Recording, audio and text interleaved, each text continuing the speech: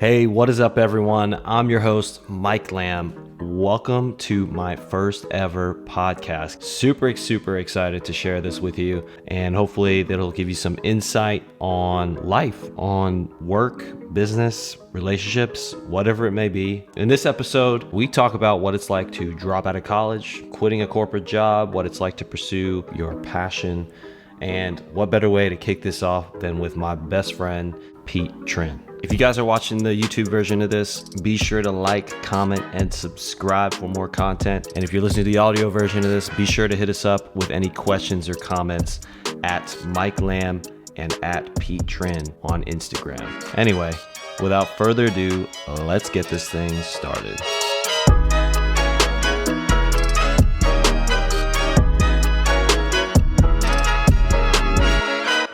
All right. But anyway, who are you, Pete? So my name is Peter, 27-year-old, and I work in gastroenterology as a physician assistant.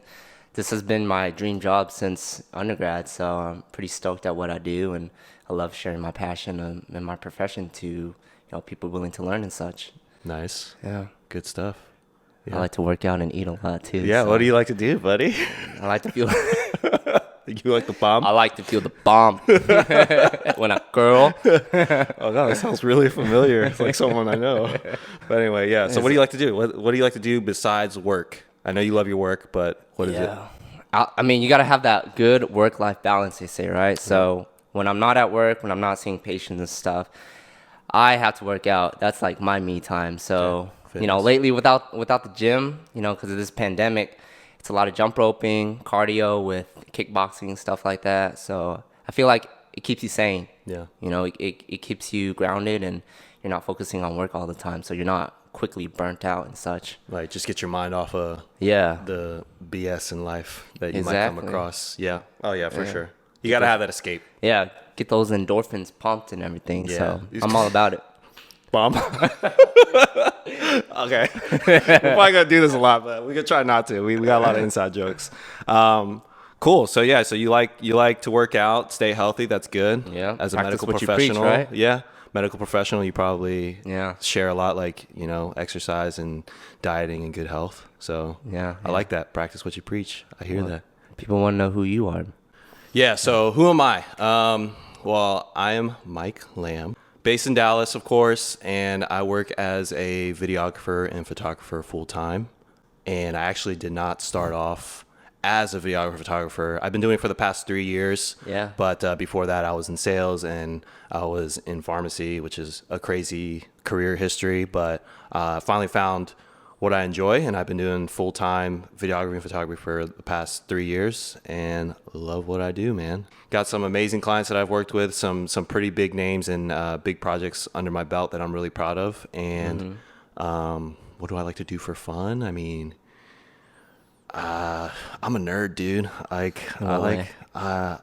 like video games. More recently, I've liked video games in the past year. Fortnite and stuff like that. Yeah, Fortnite, Call of Duty, all that jazz. I built my own PC, so I ever since I was a kid, I love building PCs, and I just brought it back during quarantine because I was bored.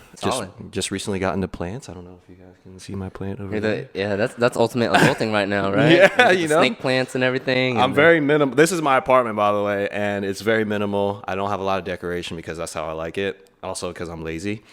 And so I got into plants to just add some color. That's it. But yeah, that's me. That's Mike Lamb, dude. Nice. Well, Today I wanted to talk to you about specifically how you transitioned. You said you were a pharmacy technician at one point, right? You were in pharmacy. That's what you're trying to pursue. Yeah. So essentially, you jumped from medicine to what you're doing now, freelancing, photography, right? Content creation consultant. That's how I see you. Okay. Yeah, the triple C, triple threat, triple C. Okay. Yeah, so that's such a wild experience to me because I mean, I look at you and I'm like, you're Asian. Yeah. Yep, that's me. And we're you know how our parents can be. Yeah. And they want you to be in medicine, they want you to be a lawyer, something secure. Yeah, something secure, high income status and such like that. And you derailed from that mold. Yeah. So I'm curious as how that journey was, So yeah, I mean, a lot of it was just kind of self-discovery. I was just trying to figure myself out, as any 18-year-old would be doing, or 20-something-year-old. Yeah. I still feel like I'm trying to figure it out, being almost 30 now. There's a lot of stuff in my life that I still need to put in place and get straightened out. But for the most part, I think I've got it figured out. But yeah, being in medicine taught me a lot. I think all the experiences that I went through taught me everything that I know. I mean, it brought me to where I am now. Like, all these life experiences have taught me things that I don't like, things that I do like, things that I absolutely cannot do for my job or career. And I'm glad I got those out of the way. Granted, it took a long time, like, I don't know, fucking 6 years or something, to realize pharmacy wasn't for me. So I was in pharm school. Did all the prereqs in undergrad. I graduated with kinesiology at U of H. Used that to get into pharmacy school. Okay. Because that's kind of almost like a recommendation, or a high recommendation. So you actually got into pharmacy school? Yeah, I got into pharm school. All right. And did it for a year. It was tough, and that was only the first year. Yeah. It kind of hits you like a brick wall. It's like taking your undergrad health courses in like super crash course space. And like, you gotta know like every freaking drug, herbal substance, and all that. Yeah, like all the fundamentals of pharmacy. And when I was in it, dude, like, it was tough, and like I was really trying to stay motivated to keep going with it, because I had been working like fucking 6 years to get there. So a lot of money. This was a lot your of dream goal for a long time. This was my dream. Yeah, I put that in quotations because like that's what I thought was my dream, but it actually wasn't. Like, when I was studying and stuff, like, I was just like, I'm sure every student feels this way when they study, but like they don't want to study, they don't want to be in class and stuff like that. But like for me, I guess I was just not interested. Period. So nothing that you were studying, nothing clicked with me. Got you excited or anything? I mean, there were a couple things that were like would spark an interest, like testosterone and stuff. Yeah, the bump. Yeah, okay. So yeah, it was like little things, like, I don't know.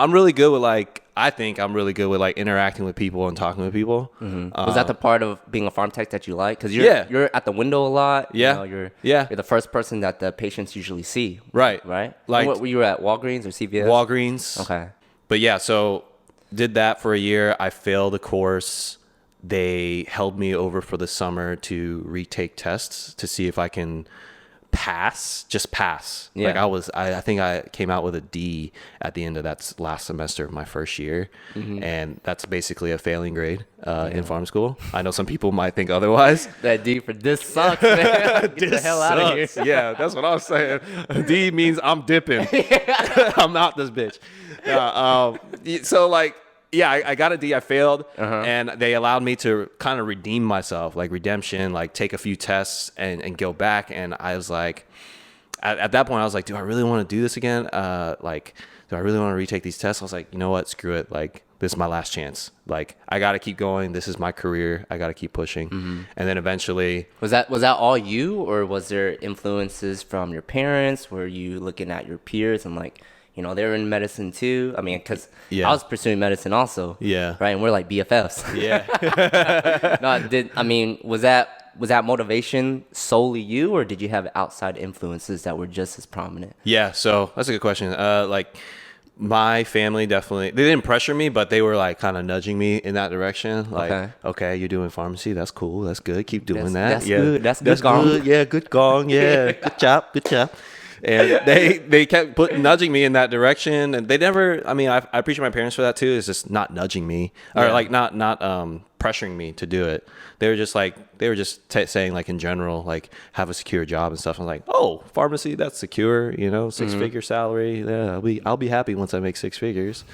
I mean, that's not necessarily true. So yeah, your parents were nudging you to do that, but they weren't too overbearing and such like that. Yeah, that's actually really fortunate of you, you know. Yeah, not every parent is like that. Right. And sometimes some people are like, I'm disappointed in you. Yeah, they do it for their parents, and then they sacrifice their own happiness and well-being in that sense. Yeah, and that's what I didn't want to do. Like when when I failed that test, that redemption test that I took, that was when I really had to decide, because they were like, do you want to come back and repeat your first year again? Because you have to redo it. You failed the test, you failed the class.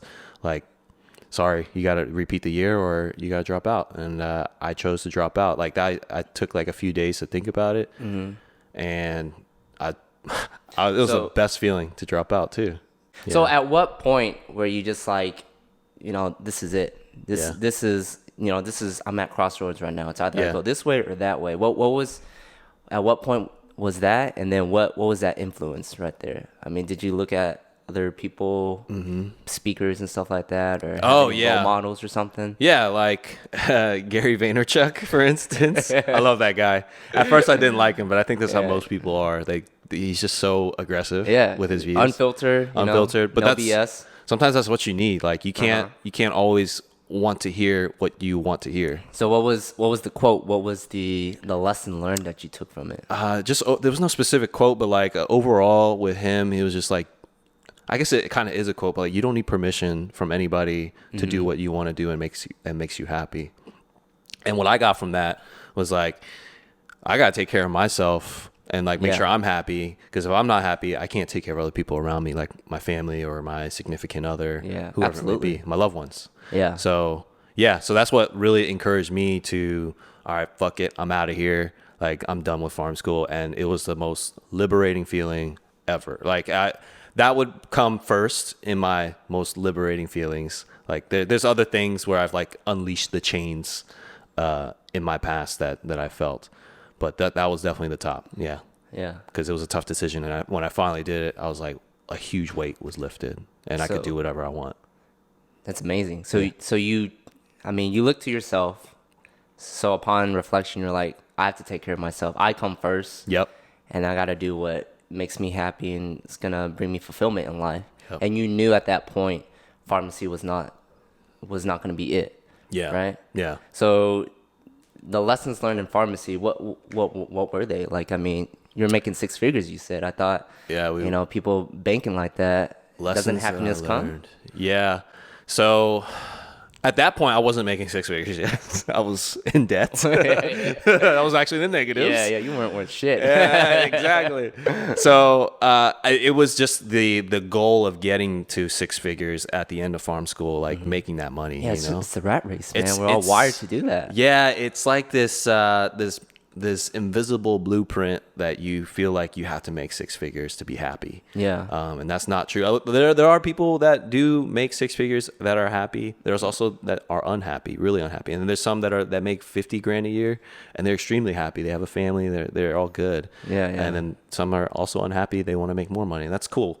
But for me, the six figure thing was the only thing driving me at the time. And that's like the worst motivation to have when in school. You should actually like what you're doing when you're in school, which I feel like you did. Yeah, 100%. Yeah, like you enjoyed everything you were learning. You were like all in, like 100%. Yeah. I was like, dude, 25% in. Like I was just like, That's not even enough. That's a low threshold. Yeah, and that 25% that was like hanging on by a thread was like, I got to have a secure income.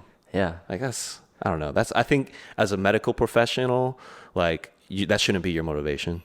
Right. Your motivation should be to take care of people, like genuinely want to take care of people. My mentors always told me, first take care of the patients and everything will follow. And healthcare is still a business at the end of the day. I get it. But if you have that principle first in mind, then generally you can get over those obstacles where, work is hard. Yeah. You're trying to compete with other people, make more money and stuff like that. So if you didn't want to take care of the patients first because you felt like yourself you need to be taken care of first, then I agree. That's amazing, So now you quit pharmacy school, right? You have all this debt. You quit pharmacy school. You probably didn't know what was the next step, right? But you knew you had to break it down to your parents. Oh yeah. So that was a whole nother battle. Asian parents, overbearing parents, what have you? Like, what was that discussion like? Were you scared shitless and stuff? Oh yeah, yeah. That was like the second. I would say that was like the first battle was dropping out and actually making the decision. The second thing, which I should have actually done before I dropped out, was talk to them. Oh, you didn't even consult them before? No, hell no. I didn't talk to them. I didn't even tell them that I was failing. I didn't tell them I was failing. Wow. Yeah. So I was really trying to sneak by and just try to pass these tests and like hopefully don't have to repeat my first year and like cost them more money because my parents saved money since I was a kid for me to go to college. Yeah. So it's their money, and it was a tough call to begin with, and then I had to talk to them, which was a whole nother thing, and leading up, when you're so nervous about doing something, you just got to jump in and do it. So that's kind of what I did. Just rip the Band-Aid off and just say, like, I'm all in. Yeah, exactly. Right. Put some rubbing alcohol on it. Like, let's go. All right. Like that's basically what I had to do was just go into my parents' room. Literally, it was in my parents' room. They were just chilling. It was like a weekend, and I was just like, I just said it. I was like, Mom, Dad, I dropped out of pharmacy school. Yeah. And like once I dropped that bomb on them, they were what like, the hell? What the hell? What you say to me, huh? Không có đi học nữa, hả? Oh no, I was bringing back bad memories. So you go in there, you drop the bomb that you know, you're no longer in pharmacy school. Yeah. What was their reaction? It was disbelief. I think it took them a while to process it for a second. Yeah. They were like, heavy. Why did you do, like, what? Like, caught them off guard. Yeah, right? caught them off guard because I didn't tell them anything up until that point. I just hit them with the bomb, like I dropped out. Wow. Yeah, so they were in shock. Yeah, they were like, what happened? What'd you do? So I went through the whole story about how I failed and retook the tests and stuff like that. And like, I was like, this is a decision I made and I just want to do what makes me happy, like stuff like that. Also, coming from an Asian family, we don't really talk about our feelings a lot. Yeah, It's very emotionless in a way. You just handle it, Yeah, right? you just handle it yourself, like brush it under the rug and just move on, tough up. Yeah. And when I told them, I was like, I just want to do what makes me happy. Pharmacy doesn't make me happy, and failing just was kind of like my way out of it. Yeah. And I'll figure it out. I'm gonna figure out one way or another. I'm gonna make money somehow, get a job, blah blah blah. And they were like, but at that time, you didn't have a for sure plan. It was that drive you still had. Yeah, It's just all I had was debt. Yeah, the debt and the motivation to like try to prove my parents that I can do more past pharmacy school. Yeah. So it was tough. They were just like, man, like how is my son gonna make money? Like, and I was like, you guys didn't raise a bum. Like I want to work hard. I work hard for everything that I do, and I'm not gonna let this like bring me down or make me homeless or anything. So I just wanted them to trust me. That's all I wanted, was just to, I might know they might be upset, but I just wanted them to trust me. Mm-hmm. Yeah. So to support your decision. Support my decision that I already made. There ain't no going back, right? Yeah, there's no going back. Yeah, you dropped out. So you mentioned being happy, right? Yeah. That's what you wanted. Yeah. And pharmacy was not it. Yeah. So how did they take that? I mean, were they receptive of, we want you to be happy too, or just fight it through, make that money? Six figs. They were not. They were so hung up on the idea that I dropped out. Mm-hmm. They were like, I mean, maybe they did feel like, I do want my son to be happy and make sure he's happy. To them, like, work is work. Like, you don't have to be happy. Yeah, it's you work me to survive. Yeah, that's like. I think that's an immigrant mentality. It's immigrant mentality. Yeah, like. It's like we came here with nothing. We had to work. There's no choice. I don't care if you like it. Yeah. We just got to make money and provide. Yeah. And I get that. And now that my parents have worked us up from nothing and got me to that point, I have the freedom or the choice. Mm-hmm. I have the opportunity to be happy if I want to and like what I do. Yeah. That's how I see it. Absolutely. Like they gave me this opportunity. I might as well take advantage of it. Because there's people out there who don't like what they do. And they're stuck in the cubicle 9 to 5 for the rest of their life. Yeah. It could be a cubicle. It could be a medical professional too. In the office, in the cubicle. Whatever. You're stuck somewhere. Whatever. You just delivering pizza in the car. Like whatever it may be. I'm not knocking on anybody's jobs, like, because you might really like it. Yeah. But do what makes you happy. If it is a 9 to 5, and some people are happy and like secure income. Just do it. Like, as long as it's your choice. That's what I say. Mm-hmm. It's as long as your choice and you feel actually I like that. So it's happy. like you own it, right? Yeah, just own it. It's my decision. Yeah. At this point, you're driven. You don't have a clear-cut plan. Yeah. And so at that point, how are you doing? Like, what was going to be the next move for you? How'd you figure that out? Yeah. So I was like, I knew I needed to find a job. So I was like, I needed to find any job. And so I talked to my cousin in Philly, and he was in sales. Yeah. And he's like, why don't you get into sales? I was like, what's involved? Like, what do I have to do? And he's like, well, you're a very friendly guy. You can talk to people. Sales is basically that. You just talk to people and hopefully sell a product at the end of the day, make commission and stuff like that. And I was like, I considered it. I was like, it doesn't really sound like something that I like to do. Like that was literally the first thing. It's all new to you, right? Yeah, it's all new to me. And it doesn't sound very attractive to me. But I'm like, I need a job. Yeah. So at this point, I feel like you're trying to climb the corporate ladder. Yeah. Okay. I took the corporate route at this point. Oh, So okay. I chose to do that. So And from 'cause I was medicine like, to business corporation, all that. yeah, big transition. So Yeah. from, again, I never pictured myself working in an office, but I did. So I got a sales job. You went to the cubicle. I went to the cubicle. I did the cubicle. It wasn't cubicles. It was pretty open floor plan. Like, okay. Yeah, no walls between like you and your next door neighbor working. I mean, where my coworkers were cool at my corporate job, and I made good money there too. It was decent, enough for me to travel and save and stuff, and get my feet planted. But yeah, sales for like 3 years. Oh no, 2 years. I did sales for 2 years. Inside sales, made 75 calls a day. Can you imagine doing that? Dude. Calling 75 people a day. Nah, man. Yeah. Can you like like- DM them and Yeah, I wish I could have at that time. Yeah, I would have been all up in everyone's DMs. So 3 years doing sales. Obviously, you're 2 years. 2 years. Obviously, you're not in sales anymore, so Yeah. I feel like that wasn't a fit for you. Right? Yeah, dude. Yeah, I went through a lot of Or cycles. did it remind you of medicine in a way? Yeah, it brought me back to like, I'm not happy here. I'm just kind of going through the motions, doing what I have to do, like bare minimum. Yeah. So you quit medicine, farm school. You find out sales is not a right fit for you. Yep. So then what's the next move after that? I know, lots of moves. The next move, I like Donate blood.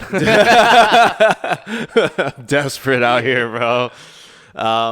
Yeah, so the next move was continue to find what I like to do. And when I was in Europe and when I was traveling during my full-time corporate job, I was making videos, like just YouTube videos, vlogs, stuff like that. Like for fun or for the company? For fun, dude. Okay. And stuff for the company too, because we had to do an office tour because we have offices around the globe. I talk like I'm still working there. Yeah, so I did videos and I really enjoyed that, and I've been doing it since I was in high school. Like I took a videography class and I freaking loved it. Made like So just like, one videography class in high school. Yeah, one videography class. We did music videos, like just stupid music videos with my buddies in PA or Philly. And it was a ton of fun for me to edit and to film. It was it's what I liked, and I just saw it as a hobby. And I was like doing it while I was at my full-time job too. And I was like, dude, it's like bringing back memories. I really like this, stuff like that. Maybe I should do this for a living. This is when I was listening to Gary Vee. And he was like, "Do what so you." he's still do what coaching love. you up, yeah, right? yeah. No, that's when I've discovered him. Was during, okay. Podcast during my 1 hour commute to work. Until you're like, every Gary, morning. this is what I want to use like. Yeah, Gary's like, I hear you, and I'm gonna tell you. Fucking quit your job. That was pretty good. Yeah, so that's Gary Vee for you. But that I learned a lot from that, and just not having to look for permission to do what I want to do and figure out what it is that you like. Because you spend as much time doing what you like, doing what you do now, like the hours that you spend doing what you don't like right now could be spent towards something you do like and building something Right. on it. Yeah. So imagine like spending 40 hours a week on doing something that you enjoy and building that and hopefully making exponentially more money than your current full-time job. Yeah. You know? Sounds like a good investment, right? Yeah. Yeah. So might as well do something that you like is what I'm saying. So yeah. So photography is kind of where you're leaning towards, videography at this point. Yeah. It was mostly videography because that was like what really got me into cameras and stuff. Okay. Yeah. So So at this videography was like my point- first love.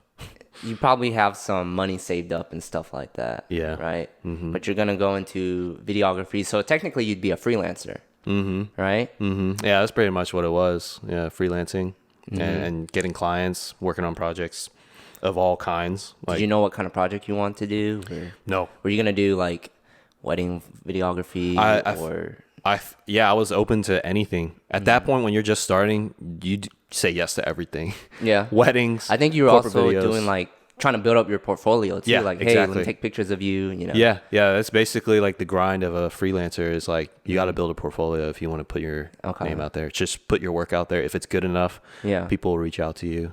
Well, I feel okay. So if we focus on medicine, you know, we train a few years. Yeah. You know, while we're to be able to see patients on our own and everything. Yeah. You took a course in high school You probably had a camera laying around. Oh yeah. So I'm wondering where these skills develop, because I mean, you just woke up one day and you're like, hey, I'm gonna do videography. Like, where that's true. did you have more equipment laying around somewhere? Like, where'd you learn the skills? Was it YouTube? Were you reading blogs? Did you have a mentor? Yeah, no mentor. Just YouTube, really.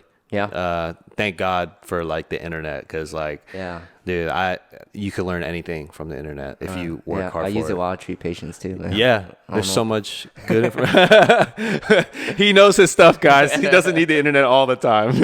Dr. Google works for me sometimes. He's a professional. He's like, what condition is this? Let me just Google this. So with videography, I taught myself. Everybody asked me, like, did you go to school for it? I was like, I know there's film school, but I didn't go. I'm self-taught. Wow. Yeah. Respect. So YouTube, just practicing as well. I learned a lot while working for clients too. Like what little tweaks I can make to make things better, like color, lighting, editing. Like, so a lot of on the spot training and learning. That's the best way to learn, is like get thrown into it and like just figure it out. And but with like a little basis of information. So that's what YouTube was. It gave me like the basics, and I went out and like created my own style and figured out my own techniques that worked for me and like the gear that works for me. Yeah. But in terms of the gear and stuff, I had to buy all that. Like, I had savings. And then I also picked up a serving job at a sushi restaurant. Oh, did you? Yeah. So you were also doing freelancing and then supplementing that with serving. Yeah, because I know you were a stud server in back in the day, right? Yeah, back at OG Olive Garden. Yeah, so Olive Garden, a couple other Italian restaurants, and then now the like sushi restaurants. Yeah, was the job that I went. I was like, I'm never going back to serving, and then I started serving. Is that pretty typical for people starting off in freelancing and such like that? Yeah, you got to make ends meet. Like, yeah, you at that point you still have rent, you have bills to pay. Yeah, maybe I moved out. Yeah, I moved out, so I had rent, I had bills, my own stuff to pay for. Plus, I wanted to like enjoy life a little bit, go out a little bit. Yeah. So at that time, I was like, dude, I just need to make a little bit of money to make rent, and then I'll figure out the rest. Like, I'll make some part-time money from videography. So yeah, I quit my sales job pretty abruptly too, because like the week of, they pulled me in, were like, do you want to be here? And I had a decision to make at that point. I was like, should I just tell them? I'm like, no, I don't want to be here. And then I just said it. And then you were like, Gary B. Gary B, thank you, bro. You freed me. And so I went back to like figuring out the drawing board and figure out what I like to do. And so that's what got me started, and served tables to make or served at a restaurant to supplement income, make some money. Okay. Dipped into my savings to get furniture for my new apartment and pay rent and stuff. Yeah, it's okay. Like I saved, I knew I was gonna take a hit. Yeah, you kind of, that's why you have savings. You prepare for stuff like that. So I mean, that's just a lot of that's a lot of moving parts. You know, you got to worry about your income, your bills. Yeah. You got to grind out with freelancing, because that's going to be your business coming in, and then you're also doing a side hustle or side gig, being a server. Yeah. I mean, to me, that's like, holy shit, because, I'm in healthcare. I'm a W-2 traditional worker. I know I'm going to get paychecks, as long as I'm not furloughed or some shit like that. But I know I'm going to get income on a regular basis, 24 periods in a year, I'm going to get money. So I have some stability, I have some security. Yeah. And I mean, you were in healthcare too, right? Yeah. So I mean, that's what you were expecting. Yeah. So now there's like, you didn't know if you were going to get paid or whatnot, right? Yeah. Yeah, it's a huge gamble, not knowing when I was going to get paid.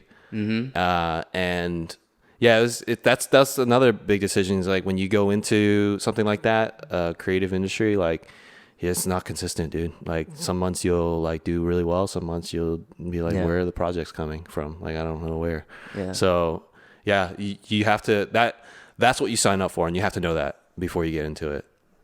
It's not stable, and that's just a gamble. So you might actually be like in the negative, or not making any money for months. Right.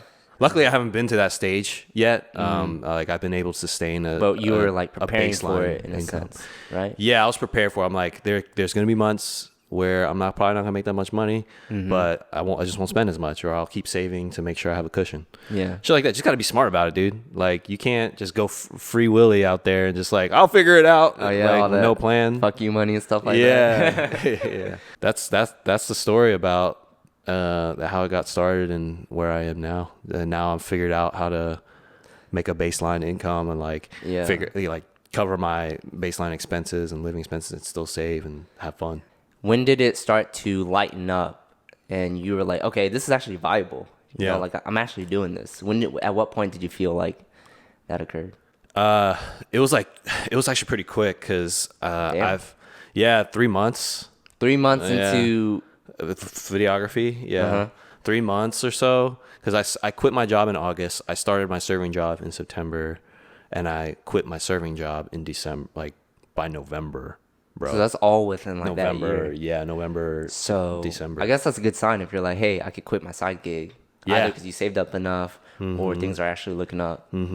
So did you have like a specific project that was like the game changer? Actually, yeah, it was one of my clients, Tana and Greg. Yeah, they were the ones that hit me up first to work on like this video series about food, because Tana's a real foodie. Shout out Tana. Hidden Gym. Hidden Gym. Yeah, if you want to go to a gym in Dallas, go to Hidden Gym. Check it out. Little plug there. But yeah, so with them, they hit me up. Tana's like really big in the fitness industry. So is Greg. Owned a few gyms in his career. So they're very experienced in their field. And I got connected with them. We worked on like a project with Greg about food, and like it was like a food challenge video. Yeah. And it was just a fun YouTube video. Sounds fun. That's how it all started. It was just like a simple YouTube video that I made for them, and they liked what I did.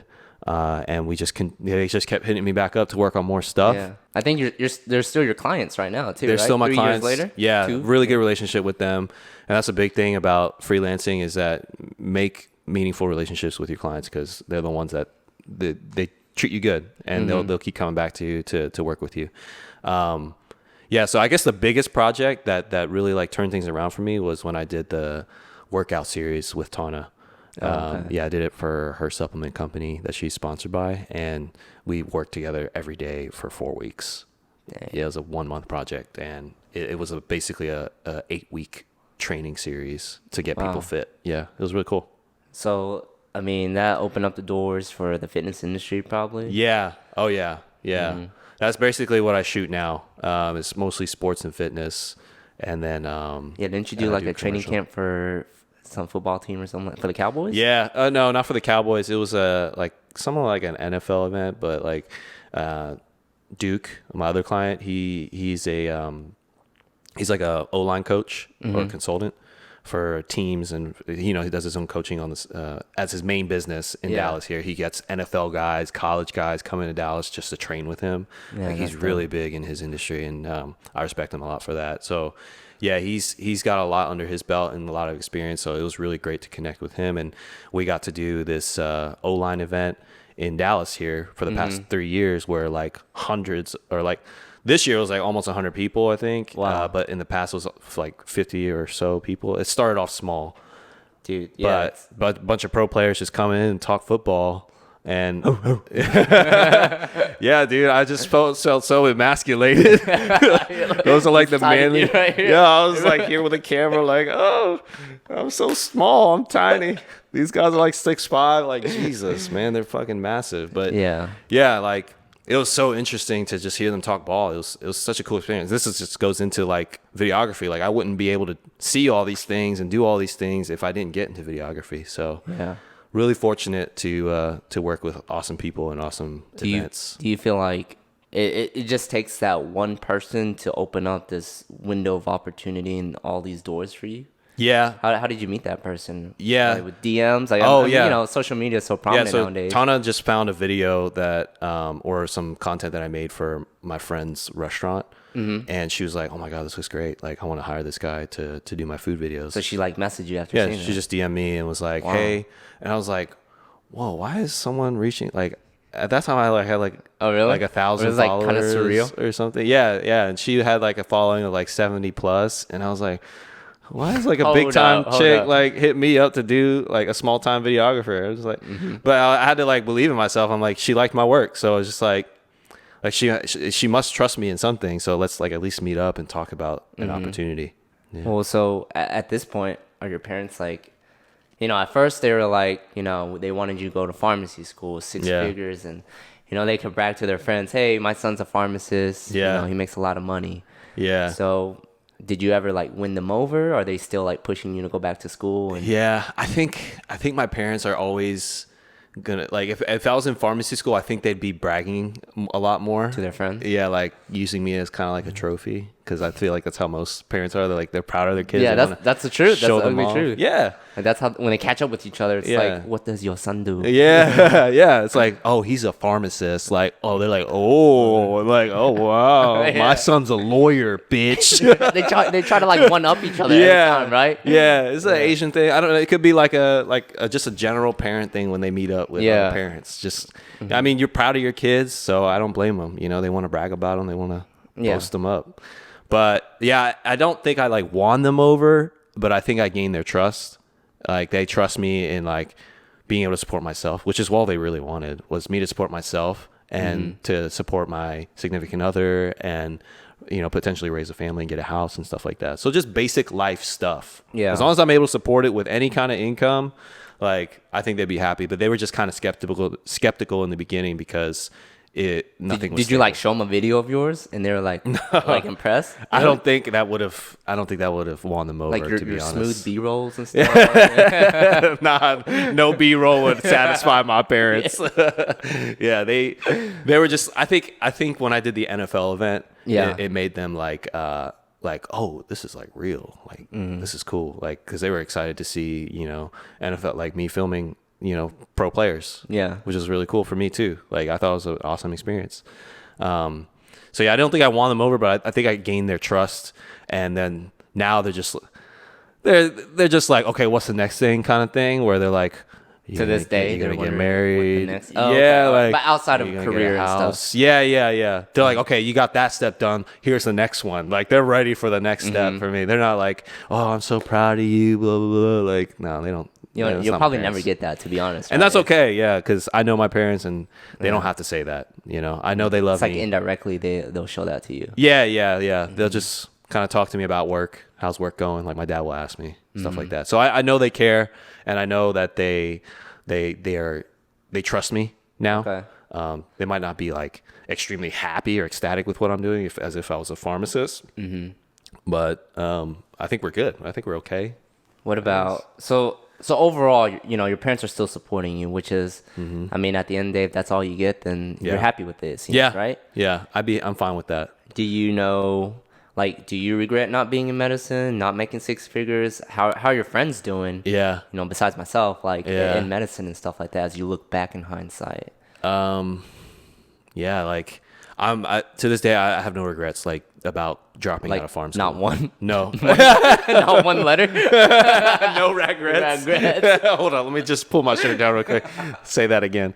No, so with farm school, I have no regrets with like dropping out and doing what I want to do, because like I love what I do now. Like, there's no question about it. Like, I wouldn't but I'm thankful for it. I'm thankful for the experience, because it made me realize I hate that stuff. Like, I can't do it. I don't know how you do it in medicine. Yeah. Like, I like taking care of people and like making sure everybody's good, because that's kind of what I have always done in my past. You have to provide value to other people in some way. Damn, yeah, that's deep. Yeah. And no matter what industry you do, you gotta be of value to somebody, right? Right. Like, so for videography, it's like, I want to promote your business. I want to get you more business. And when people tell me like, oh, like, dude, your video helped me get like X amount of clients, I'm like, dude, that's like the best. That's fulfilling. Yeah. And like when a patient says they feel better or something like that, you probably feel really good, or like they appreciate your work. It's the cherry on top. It validates what you're doing. So yeah, absolutely. As long as you get that fulfillment. Let me ask you. You quit farm school, but some of your peers, your classmates, did they finish? Oh yeah, so yeah, Have my you caught buddies. up with them? What are they saying? Yeah, I got 3 guys that I'm really close with from farm school. We just hung out all the time during that first year that I was there. And did they end up finishing? They ended up finishing. And what are they saying? Like, what do they say to you that you're still freelancing and they finished farm school? they just, anybody who's in farm school that knew I was in farm school too would just be like, dude, you're so lucky you quit. It just validates everything that I've been doing, and like the quitting that I did back then to do what I like. And they're just like, dude, like, I can't wait till I'm out of debt so I can finally do what I want to do. I'm like, I mean, I have this optimistic idea where I'm just like, you could still do it as a side thing, like, you know, and figure that shit out while you're getting a steady income from farm school. But yeah, absolutely. for the most part, I think my guys like that I hung out with, I don't think they really like their jobs. Really, truly? Like, Truly, yeah. I mean, they vent about it a lot. And I'm just like, yeah, I would be there too, because I know exactly how they feel. Yeah, About I mean, hating you were their farm job. tech for years too, right? Yeah, So, yeah. I didn't enjoy it a lot, but you know, there's some aspects of that I did like, but not enough to keep me there. Yeah, I do hope that those dudes are like, you know, they eventually find happiness, because that's what I want for all my friends. Is like, just be happy with what you're doing, bro. damn. Yeah, for Fist real. bump to that. Let's For go. real. Yeah, like I always try to give them hope. Like, dude, you don't have to do. No one said you have to do pharmacy the rest of your life. Yeah, you yeah. know, you can quit. Like At any time, right? but you got to work on other shit too to do what you like. So I feel like that's I just hope that they like what they do. it's definitely coming from someone that's in medicine to quit is the debt is one thing, you know. Yeah. You kind of feel chained to your job because you need a paycheck to That's pay off true. the debt that you just you Yeah, know got from very true. all those years of training. Yep. And then we're so trained to almost like brainwashed in a sense, you know. We're sold this dream where you go to undergrad, you go get a high paying job, and you just stay there for the rest of your life, you know, earn that steady paycheck, consistent paycheck. Yeah. And so it's like even thinking outside of that box is frightening. You know, because it's not secure. it's not secure. It's very outside of our realm of comfort. Yeah. You know. Yeah. So like I when was you're there. talking about some months you might not have income, you know, or you don't know what your income Potentially. will be. Potentially. Yeah. Yeah. Well, at least you have to be in prepared the for it. beginning, right? As you're investing more time, Yeah. building up your business and your portfolio and such like that. Like that. Yeah. That shakes people. That shakes me up. Yeah. You know. Yeah. Like it just completely. It just kind of like turns your world upside down. Yeah. To walk away from such a thing like that. So. Yeah. I think it's definitely easier said than done, but I think that's what people in healthcare are thinking about. You know, like I'm earning a pretty decent paycheck, and some people might actually be happy in their jobs, but other people are maybe they want to venture off outside of healthcare. You know, they can always come back and stuff like that. That's a good Right? thing about having a degree is like you Yeah. can always go back to your profession. Just have an explanation why you took a break. It potentially like for you followed through. And I'm gonna turn it on you. Like the question's on you. Like you followed through with health career. Yeah. With a health career. You know, you for the most part, it seemed like you enjoyed it, right? What's the payoff? Like how do you feel now Pros that and you cons. finished and now that you're full time working? How long have you been working now? About a year and a half. A year and a half. Yeah. Okay. So you've been a year and a half in the field, grinding. Now that you're here and you finish school, which is the opposite of what I did, how does it feel? So the pros definitely is having a steady income, right? Yeah. A steady paycheck. I know when I'm going to get paid, and it's predictable. I guess the cons to it is, you know, the debt that you incurred. Yeah. And then a lot of healthcare is delayed gratification too. So I mean, you're gonna have maybe 1 or 2 patients a week or something where you feel like I actually did some good for them. Yeah. And then majority of it is gonna be a lot of bullshit admin work, dealing with insurance, dealing with, you know, patients' expectations and stuff, and just the healthcare system. Yeah. So it's a lot to take on. So I can see why people get burnt out. I can see why people look up to people like you that are like, you know, you kind of, you cross the realm where you're doing what you're doing on your own terms. You know, you're your own boss.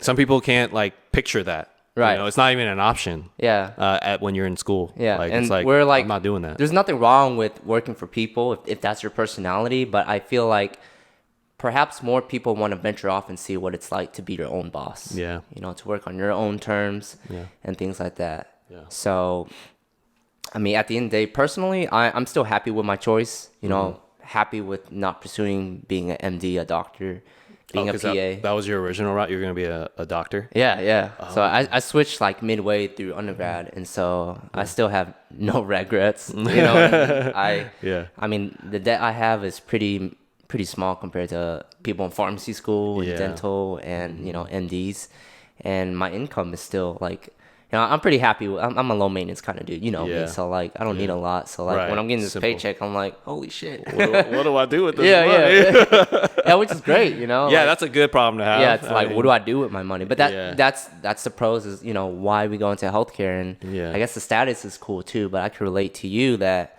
you know, my parents, they still go to their friends and they're saying, you know, like, I'm a doctor. Given there's no real great term for PAs in the Asian language and Vietnamese and Chinese, but you know, they still use that title of doctor. And I know they want me to pursue that one day. Oh, really? But like, yeah, You're not there yet? dude, no, I just realized, you know, I'll always let them skill. down in that portion. You know, like, I proudly put it up to their faces that, you know, Yeah. I have a master's degree in PA, Yeah. but, you know, like you, like, we just want to be self-sufficient and fulfilled, and just, you know, there's life outside of work. Yeah. So now that you're thriving as a freelancer, I mean, do you also agree that most people in medicine have this desire as you? I think, majority of people, I don't know. I could be wrong, because you went through entire, like, the career of healthcare, Yeah. but like you went through the whole education part of it too. Yeah. Do you feel like everybody enjoyed what they were doing? I feel like most people, well, I feel like it's normal in healthcare to vent, you know, and to banter and just Right. kind of, you know, shoot the shit. Yeah. But yeah, I feel like there's a lot of people in healthcare that are wondering what life would be like on the other side. And like, Grass is greener. yeah, I guess that the grass is always going to be greener, but even to just like dabble in there, you know.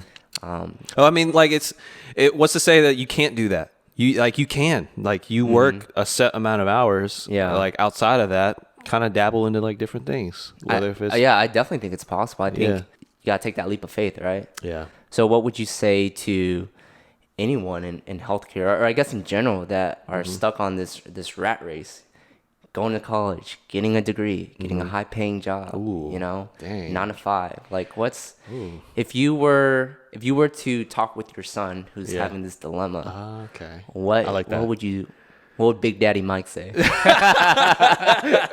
Well, you go for the bump, son. Always go for the bump. I know you. Like, who taught you Vietnamese? I don't know shit. No, so with my kid, if it was my kid, or I mean anybody, but first and foremost, my kid, if they want to pursue something other than a secure job, like, I will always try to like encourage them to do something secure, just as a baseline if I can. And then if they choose to do it and they like it, woo, good. That's good. Like, secure income, and my son's happy. Awesome. Okay. Or my daughter, whoever it may be. If it was like, if they were like, I don't want to do accounting, or I don't want to do medicine, or whatever secure job there is, I'd be like, okay, like, so what do you want to do? And just kind of go through the motions with them. Like, so what's your plan? What's your next step? What actions are you going to take? I want to make sure that they're doing enough to get to that goal. And if they're hungry enough to do it, then I can let them free willy, like, just do it and do whatever they want. Like, I just want them to enjoy what they're doing. Cause to me, that's what was important to me, when I was figuring my shit out. So you're definitely on board with the new train of thought, right? Maybe it's like millennial thinking. Yeah, I don't millennial know. thinking. Just It's just do what makes millennial you mentality. happy, right? Yeah, do what makes you happy first. Yeah, I feel like everyone has a tattoo of that on their forehead. I think the world would be a better place if everybody did actually do what they liked. Yeah. Yeah. So you're essentially saying, fuck it, just pursue your passion. Yeah. I wouldn't say like fuck it, like completely. Be smart about it. Yeah. Don't walk away while you're in the room with the patient. Yeah. Yeah, like, I'm done. Like, you gave me too much shit today. I just wanted a med refill. What's your problem? I definitely think, pursuing your passion, it's so cliche. Like, it's just like, be practical about it. Don't just pursue your passion. It's got to be sustainable. It's got to become a business that you can see making you sustainable income for your goals. Yeah. Whether if you want to have a family, or if you just want to buy a new car or something. Yeah. Or pay rent. So it has to be practical. Like with videography, I could clearly see that people were getting clients and stuff like that, and getting full-time gigs. I think being practical is important. Yeah. Right? It's not just like the idea and that motivation that you have. It's being consistent with it. So maybe in your instance, would you agree? It's like, all right, I just got to say, fuck it. Buy a nice, camera, and then just play around with it. Yeah. Learn how to edit. There's so many videos on YouTube, download Final Cut, and just like, it's like a muscle you work out. You got to spend a few hours a day and just keep on learning it. Yeah. Yeah. So anybody who's thinking about getting out of the medical field, if you're like 1 or 2 years in, it's not too late. I would say if you're like 3 or 4 years into like, I don't know, say farm school, like you can go ahead and finish it out and see if you can enjoy it and make a stable income, pay off your debts. Yeah. And then kind of work on a side gig you can. Or even at that point, it's not too late to quit that either, as long as you have a game plan of like, how the fuck am I going to make money and pay my debts? Yeah. So like, just be smart about it. Like at the end of the day, just don't put yourself through something and like drag yourself through the trenches if you don't want to be there. You know what I mean? Like it's not worth it in the end, because you're not going to like your job. Yeah. So it doesn't benefit anybody, especially you. So Good shit, man. All right, dude. Awesome. All right. Peace. And that's it, guys. That wraps up the first ever podcast from your boy, Mike Lamb. If you guys have any questions or comments, be sure to leave them down below or hit us up on Instagram. Other than that, we'll see you guys in the next episode. Peace.